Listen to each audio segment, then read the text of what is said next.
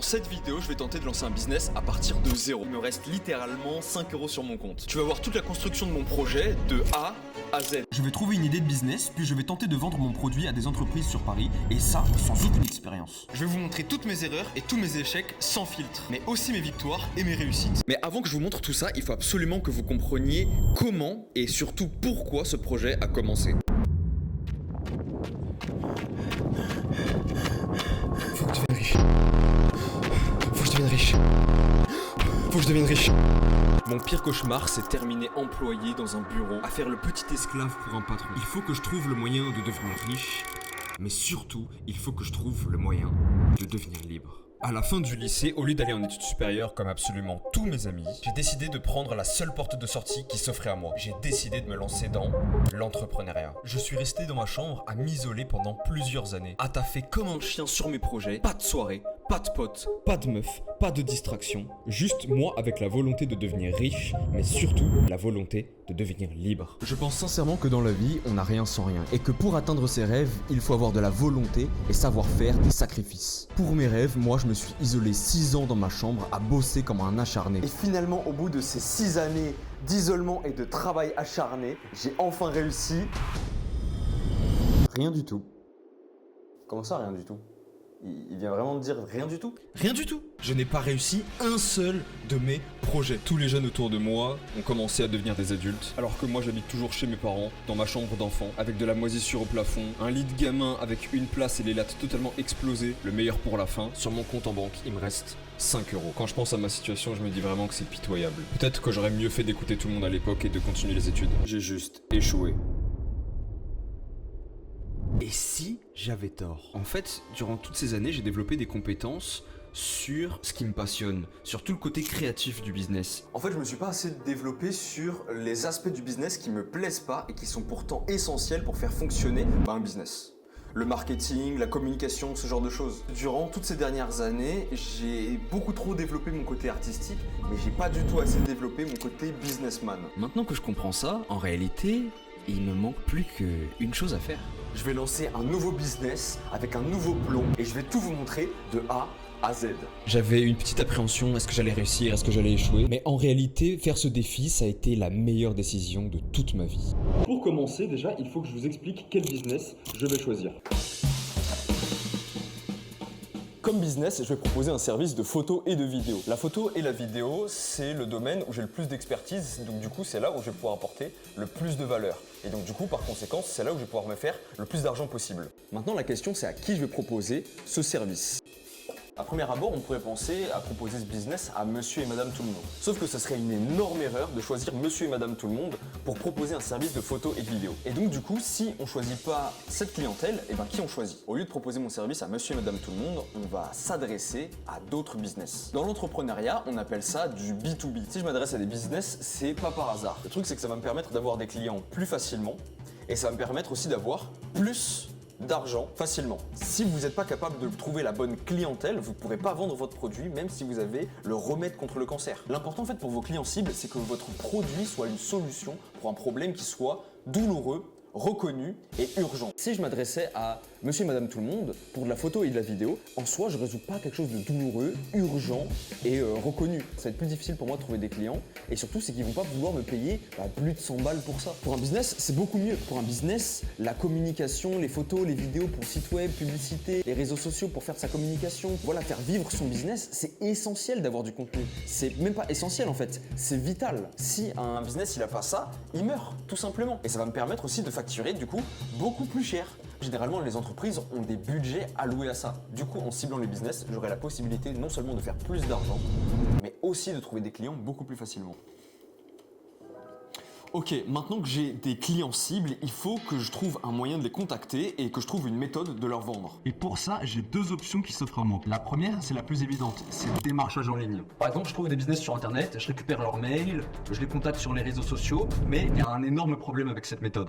Enfin, je dis qu'il y a un problème, mais la réalité, c'est qu'il y en a deux vraiment. Premièrement, c'est une méthode qui est extrêmement saturée, donc du coup, ça fait que tout le monde l'utilise et ça devient une méthode beaucoup moins efficace. Mais en réalité, le plus gros problème, c'est surtout que c'est chiant à vous montrer. Je vais faire quoi, toute la journée journée sur l'ordinateur, c'est chiant, c'est pas intéressant pour vous. Donc du coup, j'ai une deuxième solution qui est beaucoup plus intéressante. Mais elle est beaucoup plus difficile et effrayante. La seconde option, c'est le démarchage IRL. En gros, je vais trouver des business physiquement et je vais me déplacer du coup pour aller leur vendre physiquement. Et du coup, tout le principe et le processus de se déplacer pour être en face de gens et essayer de communiquer avec eux, essayer de les convaincre, essayer de leur vendre, c'est beaucoup plus intéressant et ce serait aussi beaucoup plus efficace. Et surtout, c'est que ça va être très intéressant parce que je vais vous emmener avec moi et je vais tout vous filmer. Mais pour l'instant, il me manque juste une chose pour enfin aller dehors et démarcher des gens. Il me faut un portfolio parce que des promesses, ça va pas suffire à convaincre les gens de m'embaucher. Il faut aussi que je puisse leur montrer un portfolio pour pouvoir les convaincre.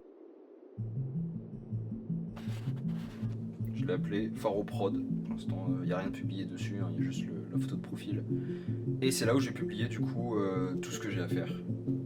Et après, j'aurai un portfolio.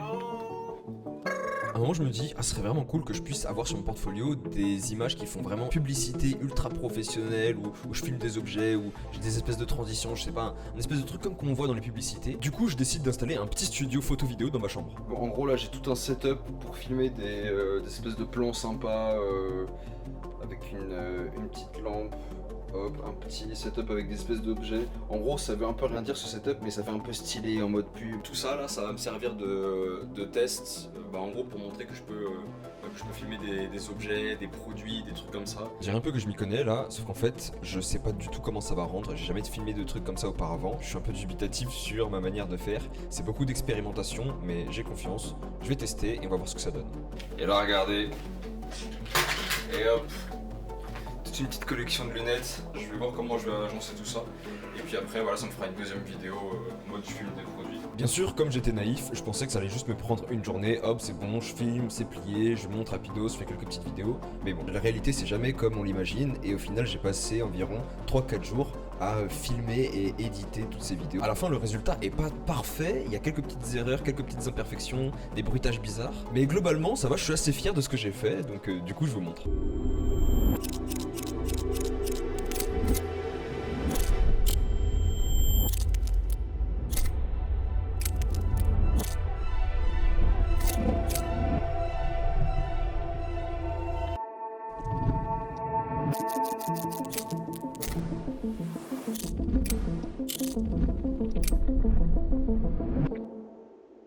Allez, ça y est, le plus dur a été fait. J'ai bien bossé, je peux enfin me reposer. Comment ça, c'est pas terminé? J'ai du démarchage. Bon, je viens de me réveiller, aujourd'hui c'est le grand jour, je vais partir sur Paris pour aller démarcher des entreprises. Donc du coup là je vais juste me préparer et puis je vais partir. Je suis un peu en retard pour aujourd'hui, mon téléphone là il doit charger, il s'est grave déchargé, c'est un vieux téléphone. En attendant, j'ai préparé mes affaires, mon casque, mon sac avec mes affaires et la caméra que je tiens dans les mains là, qui va m'aider aussi à filmer tout ça. Avant que je parte sur Paris, j'aurais jamais imaginé que la journée que j'allais passer allait être la plus difficile que j'aurais passée cette année. Et c'est tout à fait normal, je suis pas du tout assez préparé, j'ai pas vraiment de plan et je vais faire de très grosses erreurs. Mais à ce moment-là, j'ai encore aucune idée de ce qui va vraiment m'arriver sur Paris. En vrai, à ce moment-là, dans ma tête, je me dis juste ok, maintenant c'est le challenge où je vais convaincre le plus de gens possible, faut que je sois hyper convaincant, faut que je retourne des cerveaux. Je suis juste à 20 minutes de Paris, donc le trajet il est assez rapide. Je trouve une place, je me gare, puis je commence à déambuler dans les rues de Paris à la recherche de business à démarcher. Et c'est là où je tombe sur mon premier gros problème. Je marche dans les rues et je croise plein de business, des restaurants, des boutiques, plein de business différents. Et pourtant, je m'arrête pas. La réalité, c'est que j'ai juste le trac. Je commence à stresser de plus en plus, je me fais des scénarios dans ma tête. Ok, quand je rentre, je vais voir qui, je demande quoi, qu'est-ce que je leur dis, c'est quoi la meilleure phrase d'accroche et comment je trouve les personnes qui seront responsables, à qui je pourrais parler, à qui je pourrais vendre. Plus je réfléchis, plus j'ai peur de passer à l'action. Mais ça peut pas continuer indéfiniment, donc je prends la décision d'aller voir le prochain business que je croise, coûte que coûte. Après quelques pas, je m'arrête enfin devant un restaurant. Le truc c'est que je poireaute encore 10 minutes, je fais les 1000 pas devant le restaurant, j'attends, je me dis ok, quand est-ce que j'y vais, qu'est-ce que je leur dis. Et après, comme ce qui semble une éternité, il y a un type qui sort du restaurant sur la terrasse pour nettoyer les tables, il ressemble à un responsable, je me dis ok, c'est ma chance, j'y vais, je vais lui parler. Bonjour, vous êtes responsable ici? Je suis photographe et je cherche des entreprises qui aimeraient avoir plus de contenu sur leur site web ou leurs réseaux sociaux. Est-ce que c'est quelque chose qui vous intéresserait? Non. À ce moment-là, le gars m'explique qu'en fait ils sont un grand groupe et c'est pas eux qui peuvent prendre ce genre de décision marketing. Je commence tout juste à comprendre que je peux pas m'adresser à tous les business que je croise. Je dois sélectionner les enseignes qui vont pouvoir prendre la décision de s'ils vont prendre mon service ou pas. Donc ça sert à rien d'aller vers une trop grosse boîte. Et ça, je l'avais pas pris en compte avant. Je repars un peu dépité, mais je suis content d'avoir pris mes couilles et d'être allé lui parler. Et donc du coup, je m'arrête pas et je continue. Bonjour.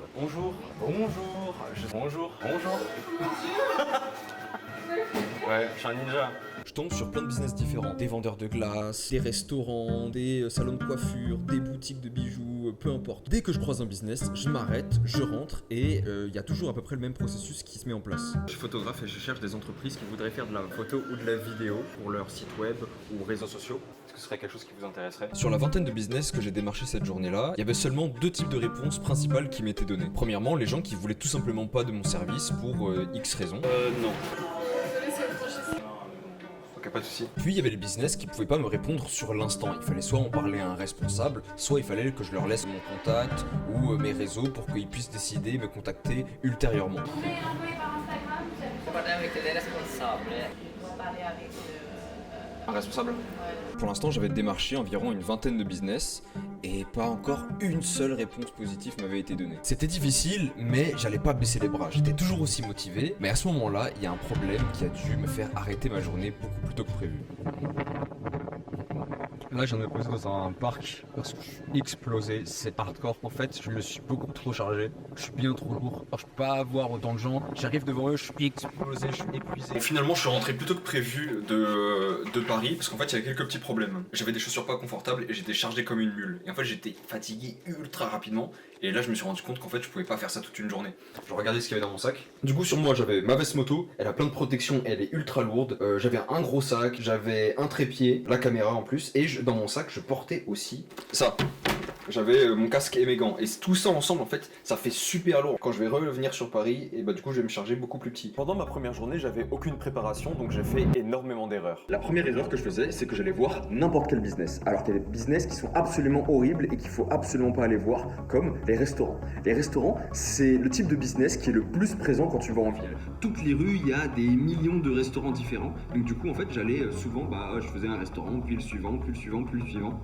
Sauf qu'en fait, les restaurants, c'est vraiment le pire type de business que tu peux aller démarcher parce que tu n'es pas un client et ils n'ont pas envie de te parler en fait. Tu viens les démarcher, tu viens leur parler business, etc. Mais ils sont occupés dans leur travail, ils n'ont pas envie de te parler. Donc du coup, la solution, c'est d'arrêter d'aller vers des business comme des restaurants.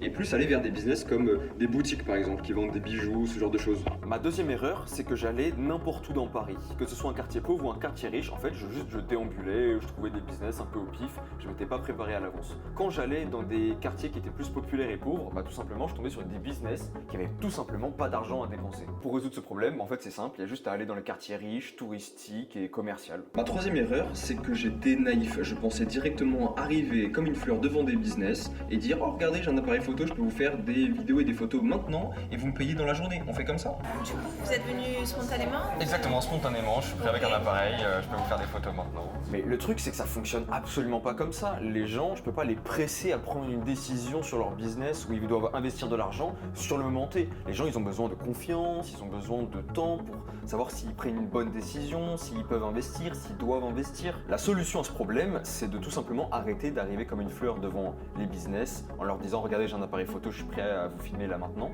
Mais juste de commencer à avoir une petite discussion, de comprendre leurs besoins, et ensuite juste d'échanger des contacts pour continuer la discussion et puis essayer de voir si on peut faire un truc pour eux. Mais voilà, créer en gros une relation de confiance sur le long terme et discuter petit à petit au fur et à mesure des jours, par texto, par mail, peu importe. Parce que la réalité, c'est que généralement derrière un business, il n'y a pas qu'une personne, mais il y a des équipes, il y a plusieurs personnes, il y a des managers, peu importe. Et qu'une décision business, ça se prend pas en un claquement de doigts. Il faut laisser le temps aux gens de créer une relation de confiance avec nous. Maintenant que j'ai compris ça, ce que je vais faire, c'est que je vais seulement m'adresser à des boutiques qui vendent des objets et principalement dans les quartiers riches et touristiques. L'objectif ici, ça va être de présenter mes services pour qu'ils soient assez intéressés et qu'on échange nos contacts. Si je fais ça, normalement, je devrais avoir beaucoup plus de résultats. Ok, du coup, c'est bien la théorie, mais est-ce que dans la pratique, ça fonctionne vraiment? Bonjour, bonjour, bonjour, bonjour, bonjour, bonjour, bonjour. On a appliquant ces différentes méthodes, et ben en fait j'ai eu un impact drastique sur mes résultats. Je suis tombé sur beaucoup plus de business qui étaient intéressés par ce que je proposais, qui voulaient échanger et discuter avec moi, et j'ai commencé à récolter beaucoup plus de contacts. Vous faites quoi d'habitude? Photo produit, photo... Là, je viens tout juste de commencer, je m'adapte à tout. Si vous voulez, je peux vous montrer ce que j'ai déjà fait. C'est votre Insta? Exact. Pharoprod. Je peux vous envoyer par mail du coup des exemples de ce que je pourrais faire avec des bijoux. Mais on va vous donner les coordonnées de la personne, des personnes qui gèrent. Tu m'envoies un message sur Instagram. Ok, par contre, j'ai pas votre Instagram, je veux bien. C'est Beautiful Accident Paris. Et puis voilà, je vous envoie pas un truc par mail. Voilà, exactement. Voilà. On discute. Voilà. Merci. Bonne journée, au revoir. Au revoir. Au revoir. À ce moment-là, j'étais extrêmement satisfait de moi-même. J'ai réussi à prendre le contact de plein d'entreprises, j'ai en même temps pris le temps de discuter avec elles, de comprendre leurs besoins, de créer cette relation de confiance dont j'avais parlé tout à l'heure. Et à la fin, j'avais réussi à justement trouver plein d'entreprises qui étaient extrêmement intéressées par mon service, qui voulaient en apprendre plus, continuer à discuter avec moi, mais surtout une en particulier qui en plus était une grosse entreprise qui cherchait un photographe pour potentiellement des missions long terme. Est-ce que vous pouvez m'envoyer un mail? Comme ça, vous mettez votre Insta, vous me mettez un peu ce que vous faites. Moi, je transmets au siège. On aimerait avoir quelqu'un en interne qui prend des photos produits, nature morte, etc. Donc ça peut être une opportunité pour vous. D'accord. Je vous donne mon mail. Ok, Vous m'envoyez ça et on voit si ça peut le faire. Là, je suis grave content, j'ai trouvé plein de business qui étaient ultra intéressants. Mais j'ai fait plus d'erreurs qu'autre chose. Mais j'ai quand même réussi à avoir peut-être une dizaine de contacts. Donc en soi, là, pendant les prochains jours, je vais aussi avoir des gens à contacter. J'ai des gens, je dois leur envoyer encore plus d'images et de photos. Donc c'est pour ça aussi que je vais agrandir mon portfolio. À ce moment-là, j'étais beaucoup trop content. C'était un peu comme si j'avais enfin réussi. Ça y est, après tous ces efforts, j'ai des résultats. Mais par contre, il faut que je me calme. Parce que la réalité, c'est que à ce stade-là, j'ai encore absolument rien accompli. C'est vrai, j'ai pris plein de contacts, c'est plutôt positif. Ça veut dire que j'ai plein de personnes extrêmement intéressées à contacter. Sauf que j'ai un énorme problème, que si je ne résous pas, pourrait bien faire que tous mes efforts n'aient servi à absolument rien du tout.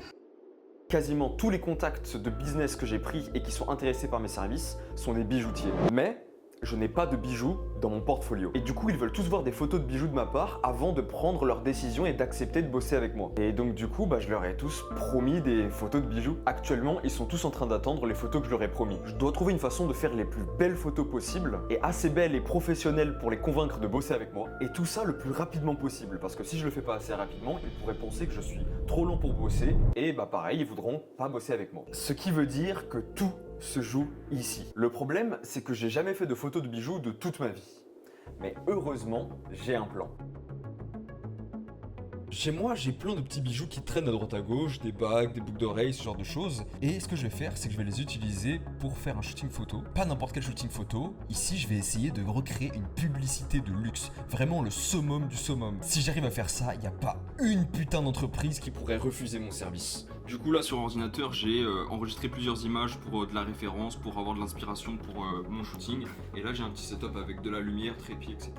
Et puis là, je suis en train d'empiler des petits objets. Et en gros, vous allez voir le résultat à la fin, ça va être stylé. L'objectif ici, c'était d'avoir des objets qui allaient être en lévitation au-dessus du sol et de les empiler les uns sur les autres comme s'ils avaient une sorte d'équilibre qui défie les lois de la gravité. Tout ce que j'ai fait, c'est que j'ai collé ce que je voulais photographier ensemble avec de la glu à des baguettes et après à un petit bras articulé, tout ça sur un fond blanc. Tout ce qui restait à faire, c'était d'amener les photos sur Photoshop et ensuite de supprimer tout ce qui gênait. L'Instagram, il rend vraiment super bien, on dirait vraiment. Enfin, ça fait vraiment hyper pro comme rendu, comme photo. Je pense que ça peut vraiment donner une bonne impression des trucs que je produis. À ce moment-là, il me reste plus qu'une seule chose à faire. Je dois recontacter toutes les entreprises dont j'ai gardé le contact en leur envoyant soit un message sur Instagram ou un mail et surtout de ne pas oublier d'y joindre les nouvelles photos que j'ai prises. Toute ma stratégie repose sur l'effet que va produire mes photos et à la fin j'espère que quand ils vont ouvrir leur message ou leur mail, ils vont se dire « Ah ouais putain, il faut absolument qu'on l'embauche, il fait tellement du bon travail !» Mais c'est pas forcément gagné d'avance. Maintenant que tous les messages de relance ont été envoyés avec les photos, tout ce qui reste à faire, c'est attendre une réponse des entreprises. C'est dans ce genre de moment qu'on stresse le plus. Parce que là, je ne peux plus rien faire pour changer le cours des choses. C'est le moment le plus important. Tous les efforts que j'ai fournis ces dernières semaines amènent à cet instant précis. Mais je suis impuissant. Tout ce que je peux faire, c'est attendre. attendre des réponses qui ne viendront peut-être jamais. Ça fait déjà une semaine que j'étais allé voir les entreprises. Si ça se trouve, ils m'ont oublié. Si ça se trouve, ils sont plus intéressés. Le premier jour passe, aucune réponse. Le deuxième jour passe, toujours aucune réponse. Et là, je commence vraiment à stresser. Si ça se trouve, les photos sont pas assez bien. J'attends, mais si ça se trouve, personne ne me contactera. Et si personne ne me contacte, ça veut dire que tous les efforts que j'ai fournis ces dernières semaines n'auront servi à rien.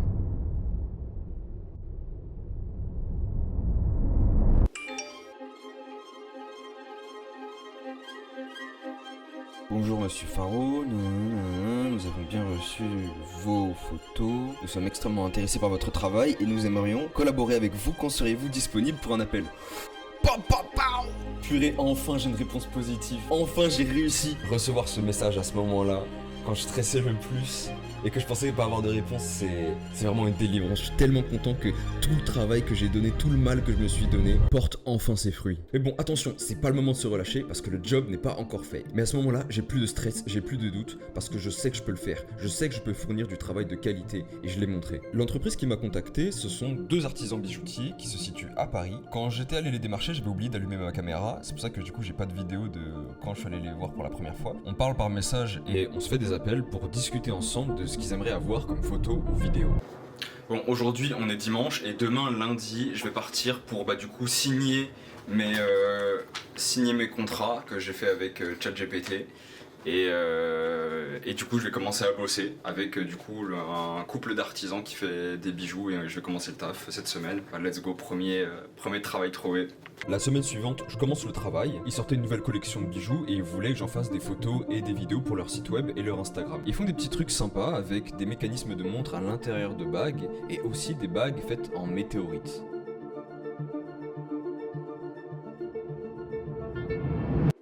J'étais tellement content qu'une entreprise me recontacte pour pouvoir bosser avec eux, mais en réalité, ce n'était que le début. Parce que en parallèle du moment où j'étais en train de bosser pour la première entreprise, j'ai reçu un mail d'une deuxième entreprise qui voulait travailler avec moi. Du coup, je discute avec eux, on s'envoie des messages, on se fait des appels et ils décident de m'envoyer des bijoux pour que je puisse prendre des photos chez moi.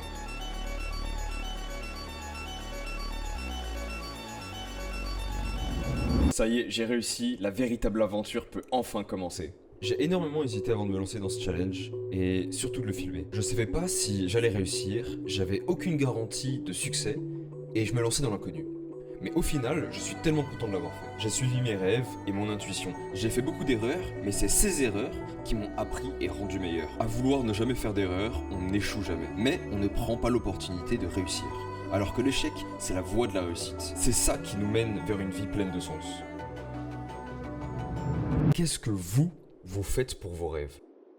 À ce moment-là, j'étais dans une euphorie incroyable. Dans ma tête, j'étais en mode ça y est, enfin j'ai réussi. Mais j'étais très loin de m'imaginer que dans une semaine, j'allais absolument tout arrêter. Et ça à cause d'un événement qui a changé ma vie à jamais. Une semaine après avoir envoyé tous mes messages et que j'attendais des réponses des entreprises, un ami entrepreneur m'a proposé de venir à un événement dans une villa pendant une semaine avec d'autres entrepreneurs dans le sud de la France. Pour faire une espèce de colloque avec d'autres jeunes de mon âge qui bossaient eux-mêmes sur leurs propres projets. Ça fait des années que je rêvais de vivre ce genre d'expérience. Sauf que sans l'argent que je venais de gagner avec le travail que je venais d'avoir, j'aurais jamais pu accepter cette proposition. Du coup, j'y suis allé et là-bas, j'ai fait des rencontres de dingue qui m'ont ensuite donné l'opportunité de pouvoir continuer l'expérience en bossant comme éditeur et réalisateur sur la création de contenu d'autres projets. Aujourd'hui, ça fait actuellement 3 mois que j'ai arrêté ce projet de prospection pour des services de photos et de vidéos aux entreprises et que je vis dans une villa avec des potes entrepreneurs.